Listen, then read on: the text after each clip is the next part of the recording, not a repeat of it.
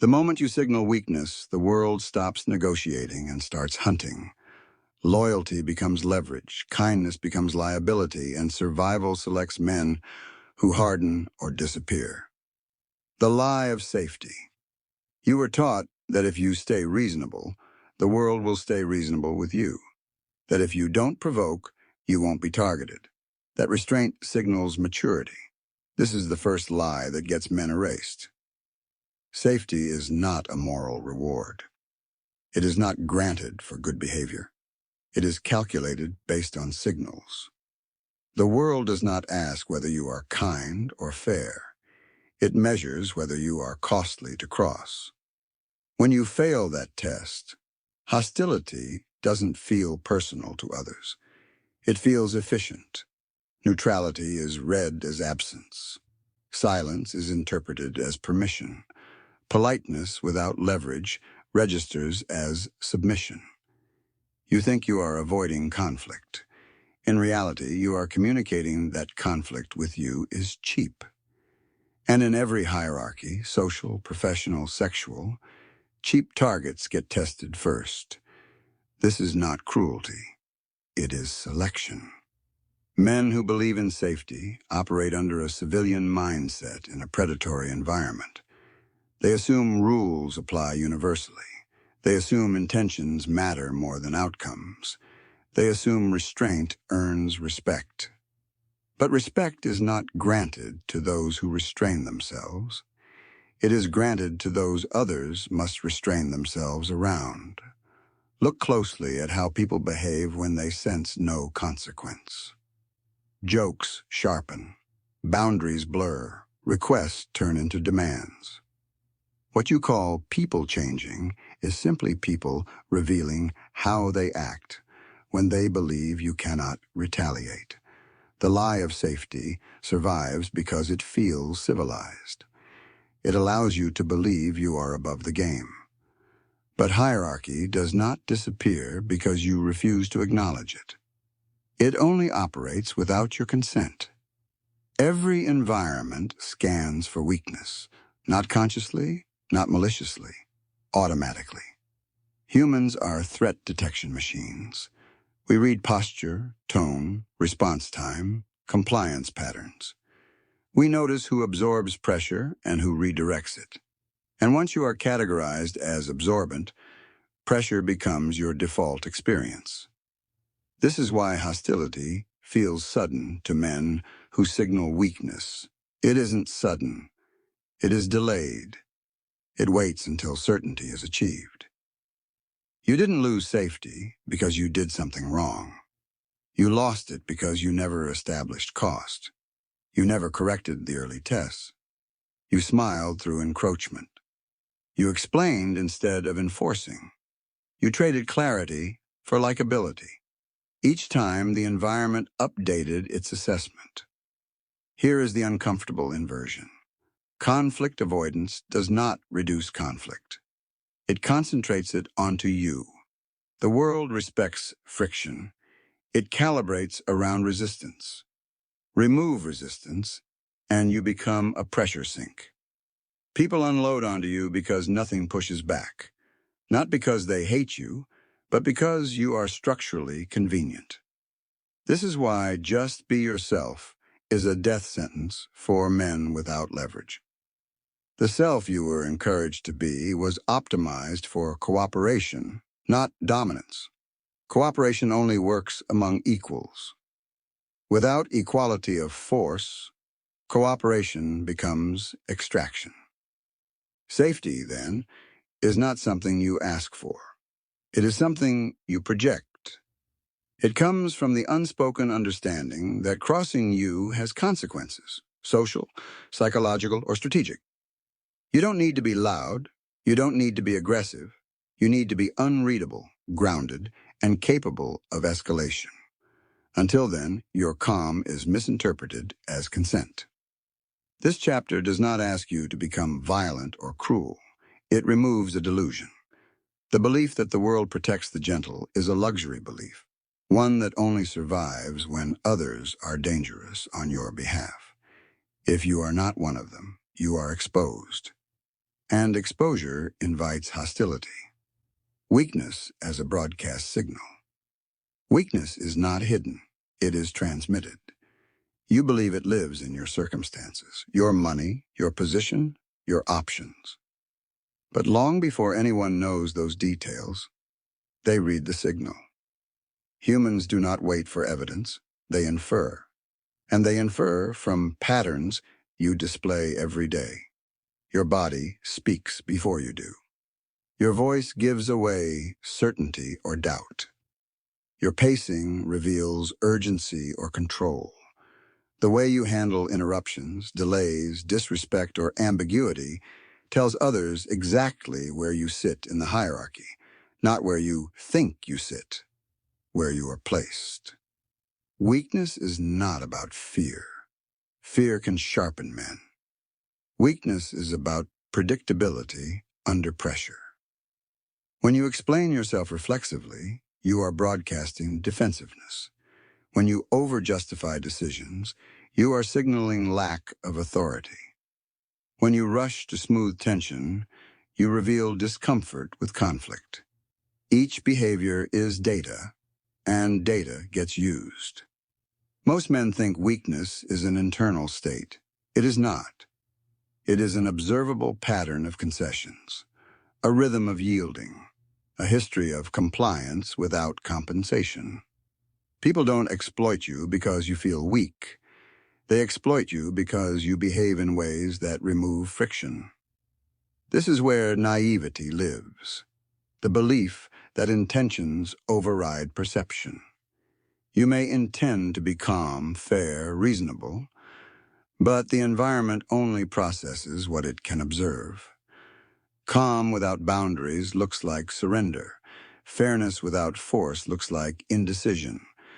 Reasonableness without leverage looks like a plea. Every social interaction is a silent negotiation of cost. Who waits? Who adapts? Who absorbs inconvenience? Who sets tempo? The man who consistently adjusts communicates that his time, energy, and position are flexible. Flexibility is read as availability. Availability invites use. Notice how quickly people test you after detecting this. The late reply. The small insult disguised as humor. The request framed as an expectation. These are not random. They are probes. Micro-attacks designed to measure pushback. If there is none, escalation follows. Weakness is also broadcast through language. Not the words themselves, but the structure. Questions where statements should exist. Soft qualifiers before hard truths. Apologies for occupying space. You are not being polite. You are leaking rank. The most dangerous signal is over-transparency. Men who reveal motives, fears, or internal debates prematurely think they are building trust. In reality, they are handing out a map. Information without asymmetry is ammunition. The more others know about your inner landscape, the easier it is to maneuver you. Predators don't need you to confess. They wait. Weakness announces itself in repetition. Patterns are louder than statements. And once the signal is received, it cannot be unseen. People do not downgrade their assessment of you because you had a bad day. They lock in. Future interactions are filtered through that classification. You are treated not as an individual, but as a type. This is why reclaiming power feels so difficult later. You are not just changing behavior, you are fighting an established narrative, one you unknowingly authored. Understand this clearly. Signaling strength is not about intimidation. It is about ambiguity. Uncertainty creates caution. Caution creates respect. When others cannot easily predict your tolerance, your reaction, or your limits, they slow down. Weak men rush to clarify. Strong men let silence do the work. You do not need to dominate every room. You need to stop broadcasting safety to exploit. Close the leaks. Reduce predictability. Replace explanation with presence. Replace reassurance with restraint. Once you understand weakness as a signal, not a flaw, you stop trying to fix yourself internally. You start managing what the world reads, and the world adjusts accordingly. The predators, the exploiters, the opportunists. Once weakness is broadcast, it does not attract one type of enemy. It activates an ecosystem. Not everyone who moves against you is malicious. That assumption keeps you blind. The threat is broader and colder than intent. People respond to incentives, not ethics. When you appear exploitable, different archetypes engage for different reasons. But the outcome is the same. You lose ground. The first archetype is the predator. This is the obvious one, and the least common. Predators enjoy dominance.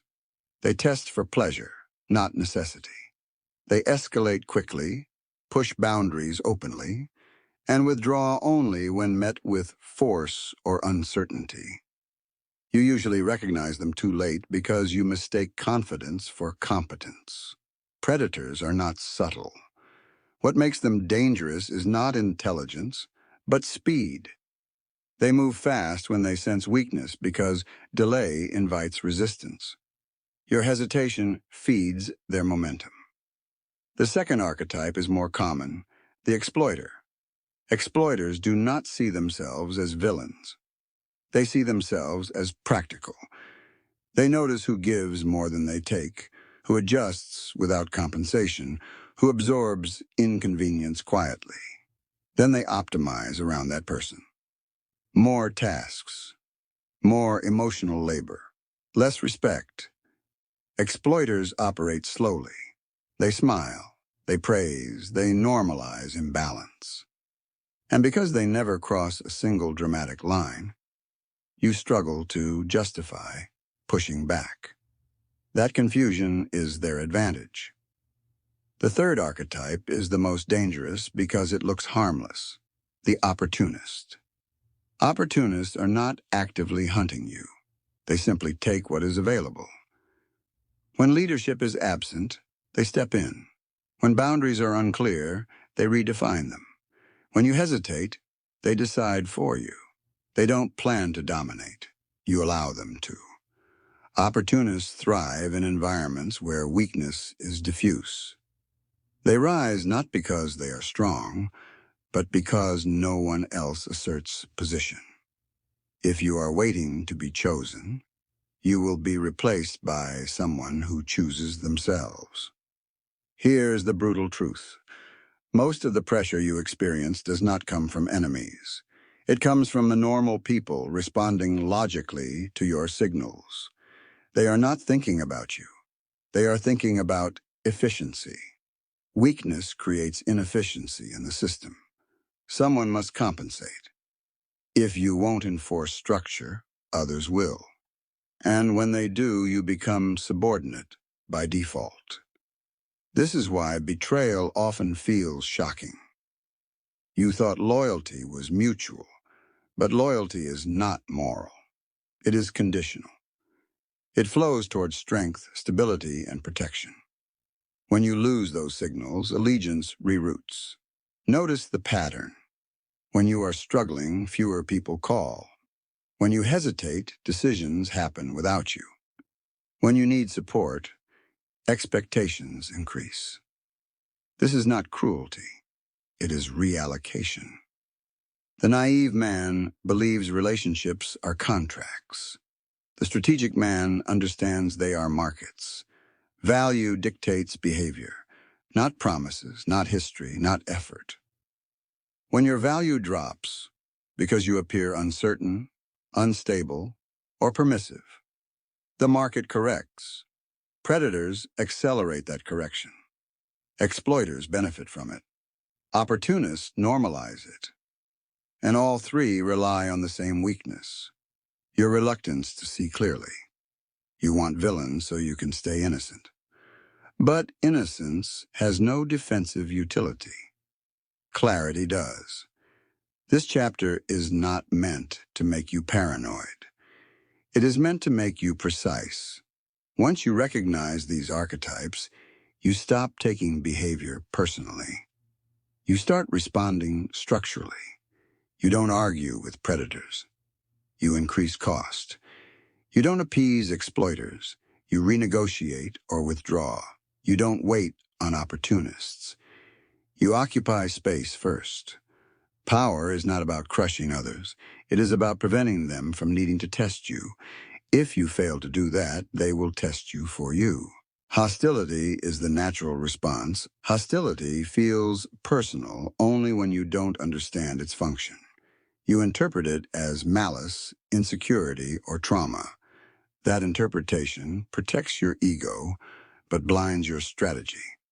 Hostility is not an emotional malfunction. It is a biological and social response to imbalance. When strength is unclear, systems apply pressure to find it. History does not reward the harmless. It tolerates them only under protection. Every stable hierarchy, tribes, armies, corporations, states, emerges from one principle. Resources flow toward those who can secure them.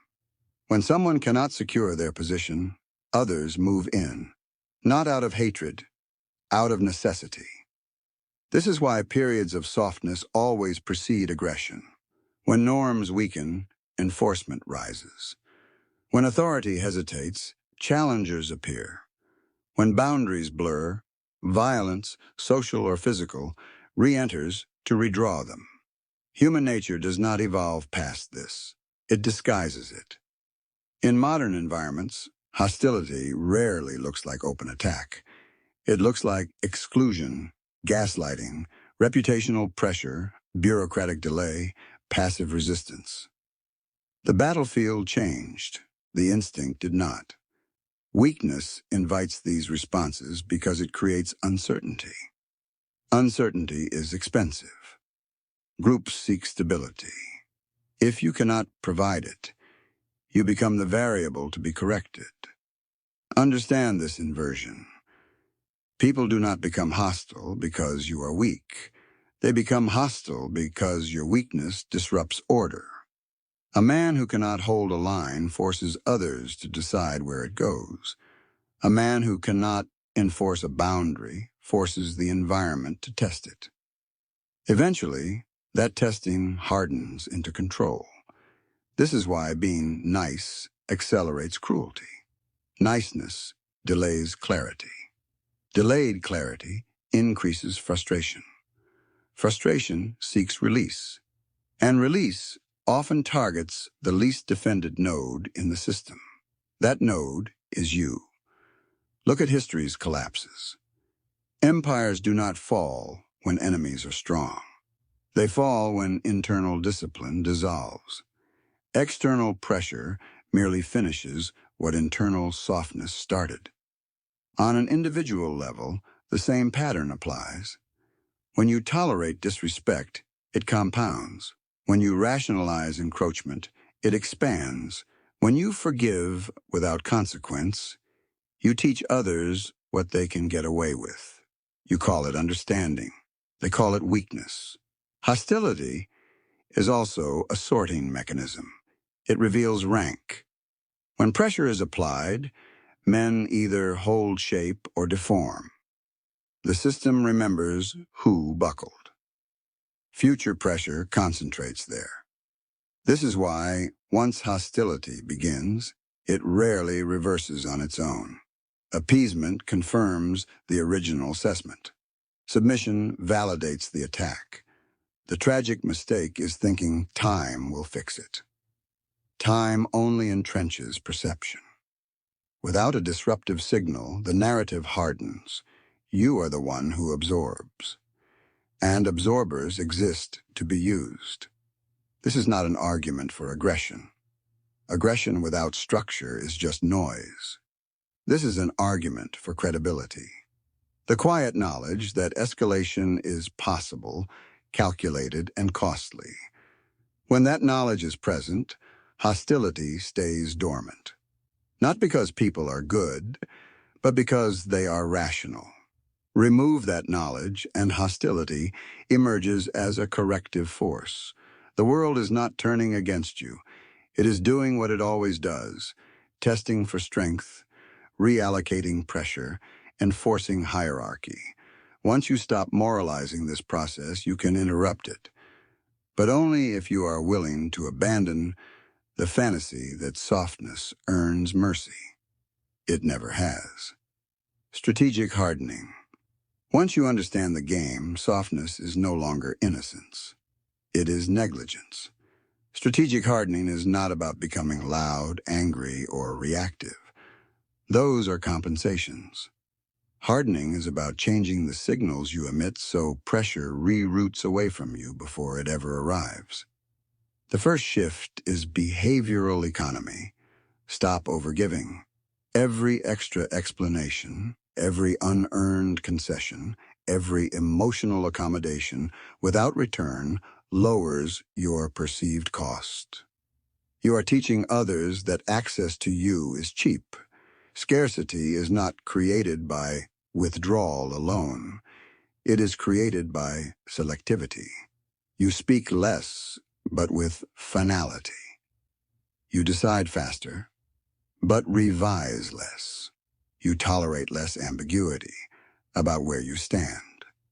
This immediately alters how people approach you, not because they fear you, but because they can't easily manipulate you.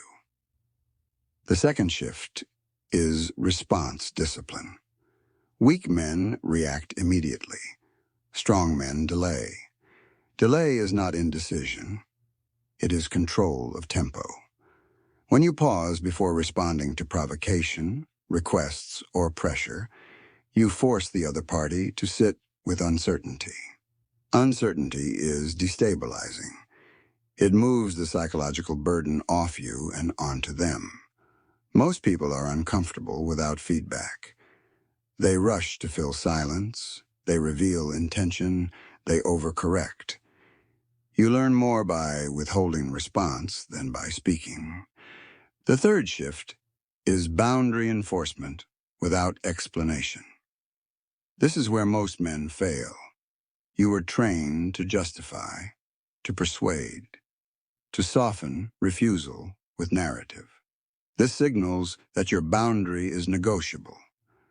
A boundary explained is a boundary weakened. When you say no, you do not defend the no. You do not educate the other person. You let the absence of access stand on its own. The discomfort they feel is not your problem. It is the cost of crossing you. Next comes posture management. Not physical theatrics, but consistency. You do not oscillate between intensity and passivity. Predictable calm under pressure communicates something deeper than aggression: emotional sovereignty. Men who cannot be emotionally pulled are difficult to control. Then there is strategic withdrawal. Not retreat, withdrawal. You remove your energy from environments that test you without reward. You stop trying to win respect where structure is absent. You stop performing competence for those invested in your weakness. This is the most powerful signal of all. You do not need this interaction to survive. Finally, you cultivate optionality. Options are power. The man with alternatives does not negotiate from desperation. He does not cling. He does not chase validation. His presence alone communicates that outcomes do not hinge on compliance. You don't announce this. You build it quietly. Strategic hardening feels uncomfortable at first because it violates your conditioning. You will be labeled cold, distant, difficult. These are transitional labels used by people losing leverage. Let them speak. Hardness is not cruelty. It is structural integrity. It is the difference between absorbing pressure and deflecting it. You are not trying to dominate the world. You are trying to stop the world from feeding on you. Once your signals change, hostility no longer finds purchase. Not because you begged for peace, but because you made conflict inefficient. That is the real goal. Killing the old identity power does not layer on top of your existing identity. It replaces it. This is where most men fail, not because they don't understand the strategy, but because they cannot let go of who they were rewarded for being: the agreeable one, the reliable one, the man who absorbs chaos so others remain comfortable. That identity is not neutral. It was shaped by incentives, approval, belonging, conditional acceptance. You learned early that compliance reduced friction, that likability bought safety, that silence preserved connection. Those lessons kept you alive once. They are killing you now. The old identity is built around external calibration. You feel for reactions before acting. You adjust mid-sentence. You scan for approval signals. This is not empathy. It is dependence. And dependence is visible. Identity death begins when you stop needing to be understood. You will feel a rupture. People will respond differently. Some will resist. Others will withdraw. A few will escalate. This is not loss, it is filtration. You are watching who benefited from your previous shape. The hardest part is not confrontation. It is restraint. The urge to explain yourself will flare. The impulse to repair discomfort will surface. These are withdrawal symptoms of an identity addicted to acceptance. Do not indulge them. A sovereign identity does not ask permission to exist. It does not announce transitions. It does not seek consensus. It moves and lets the environment adapt or break. This new identity is quieter, colder, more contained. Not because it lacks emotion, but because emotion is no longer steering. You stop advertising effort. You stop narrating struggle. You stop offering preemptive concessions. Your internal state becomes irrelevant to others. Only outcomes matter. This is where moral confusion appears. You will be accused, internally and externally, of becoming less human. This is manipulation. What you are becoming is less exploitable. The world conflates warmth with virtue because warmth makes extraction easier. But virtue without power is decoration. It does not protect you. It does not command respect. It does not survive contact with pressure. Killing the old identity means accepting loneliness as a temporary byproduct. Fewer people will have access to you. Fewer will feel entitled to your energy. This is not isolation. It is selection. You are no longer available by default. Over time, something stabilizes. Your actions align. Your signals harden. Hostility recedes not because you appeased it, but because it no longer reads you as absorbent. You become difficult to categorize, and what cannot be categorized is approached cautiously. This is the replacement identity. Not a performer, not a pleaser, not a martyr, but a fixed point. Men orbit fixed points. They do not push them. This chapter is the point of no return. Once you feel the difference, going back is impossible. You will see too clearly how much of your old life was negotiated under the table of your own insecurity. That version of you cannot coexist with power. One of them has to die. Final warning: choose the side of power. This is where illusion ends. There is no neutral position left once you understand the mechanics. You are either a source of pressure or a surface it presses against. Anything in between is fantasy maintained by men who have not yet been tested hard enough. You do not get to opt out of hierarchy. You only choose whether you are conscious within it. From this point forward, weakness is no longer ignorance. it is consent. Every time you over-explain, hesitate, appease, or absorb what should be redirected, you are voting, silently, repeatedly, for your own subjugation. No one is coming to correct the imbalance for you. The world does not reward potential. It rewards demonstrated capacity. It does not care how much you endured quietly. It only tracks what you enforce. This is the final warning. The longer you delay alignment with power, the more expensive the transition becomes. Patterns harden. Narratives lock. People remember who you were when pressure arrived. You cannot negotiate your way out of a position you accepted through behavior. Selection is always active. Men are constantly sorted, at work, in relationships, in social groups, based on how they handle friction. Those who deflect it rise, those who absorb it sink. There is no moral override clause. If you choose comfort, you will be consumed by men who choose discomfort early. If you choose softness, you will be managed by those who choose hardness. This is not ideology. It is outcome. Power is not loud. It does not posture. It simply occupies space and resists displacement. From here on, every interaction is a referendum on who you are becoming. You don't need to announce your choice. The world will read it anyway. This is not motivation. This is a line.